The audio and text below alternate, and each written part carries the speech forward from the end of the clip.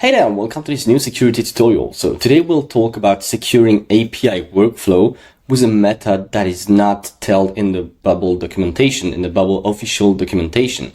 So it's mostly useful for when you have external API calls calling your Bubble backend. So we'll go directly here into the backend workflow, and I've created here a Stripe endpoint, which is supposed to be triggered by Stripe. So for example, when a user pays something on Stripe, you will want to know it in your Bubble database to perform some actions. And then Stripe will send you a webhook.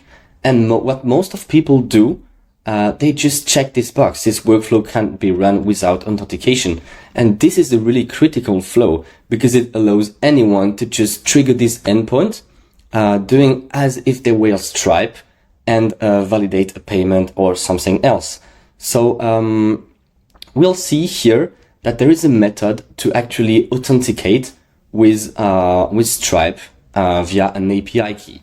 So the first thing you'll have to do is to go to settings here and to go to API and generate a new API token. So here I'd already generated one. It's called a Stripe token, and you see here the private key.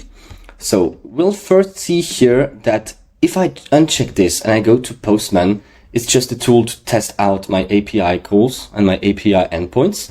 If I trigger this now, while having this workflow can be run without authentication checked, I can just run this API call and the response status will be success. But we don't want this. We want to actually add an authentication.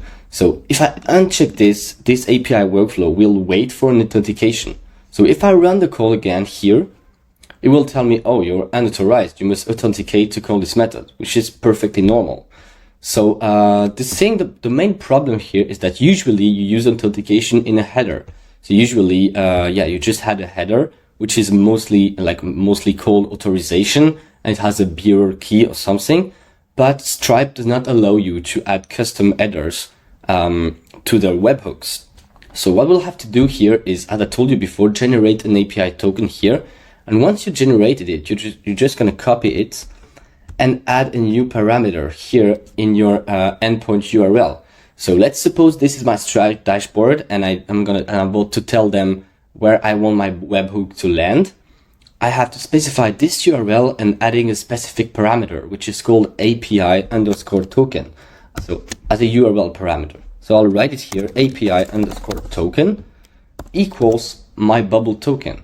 And if I do that and I keep here in workflow, this box unchecked, you'll see that I can just send the workflow, send the API call, and the response status will be success.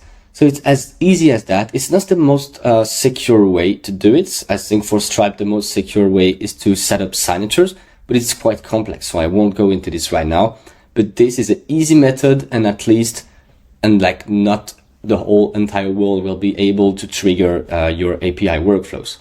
So that was it. Hope it helped.